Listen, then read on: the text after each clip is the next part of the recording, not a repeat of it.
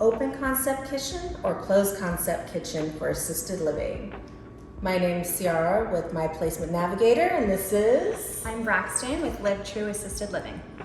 So, we have been to several assisted living homes. Your background's CNA. Yeah. You also work for hospices, so you've been in and out of homes. I own assisted living. Now you're managing assisted living. So now we're just trying to figure out what is the best concept. So most people are doing this open concept kitchen versus, the traditional just closed concept. It's a separate room.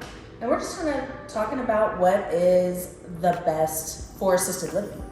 Just kind of our views and a lot of benefits to both, some drawbacks to both as well. For sure. For example, we've worked together before with a resident, and this is kind of, the resident was the reason why we are doing this video, because there was a lot of things we had to tend to for her needs to keep her safe. So this is in memory of that resident. Yeah, she was definitely a high needs resident who's very in and out of a lot of things. So definitely someone we had to pay close attention to and make sure that a home really fit those needs for her as well. So for some of the homes, they have a closed concept. So what that means is there's walls, it's not open to the rest of the facility. What makes that safe, in my opinion, is that, our staff needs to have food handlers cards. Everybody that gets into the kitchen has to know how to handle the food, has to be clean before they're getting in and out of the fridge, just touching these countertop spaces. And if you have an open concept, it does let families feel a little bit more free to come in and out. It lets residents that may be confused come in and out. And then there's just not that security that you would get with a closed concept. However, an open concept kitchen has a lot more.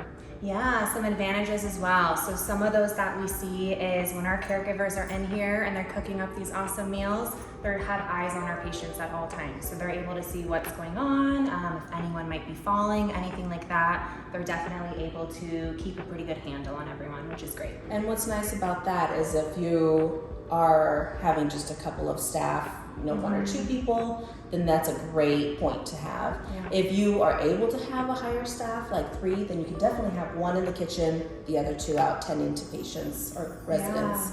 So I think it kind of depends what works for you. The open concept is really nice because it just opens up the whole area, and you absolutely can just hear things better, see things better. It does. And one of the benefits to being in a group home is it feels like home. It feels like you're home with your family. We're seeing a lot of open concepts in a lot of these family homes, residential homes. So again, it kind of gives that feel of not necessarily like a big box facility where things are kind of closed off. It has more of a flow, kind of ebbs a little bit. So we like that here. Yeah. I think everybody loves an open concept kitchen. But we do have to consider the pros and cons. So that's what you'll have to see what works for you. What kind of residents you're going to be keeping, so that way you know which one is a good option for you.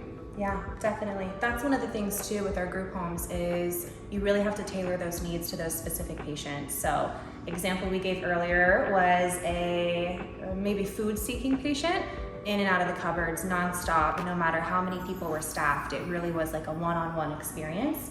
So you guys did a really great job of making sure everything was closed off, it was locked off, and it helped to protect that resident.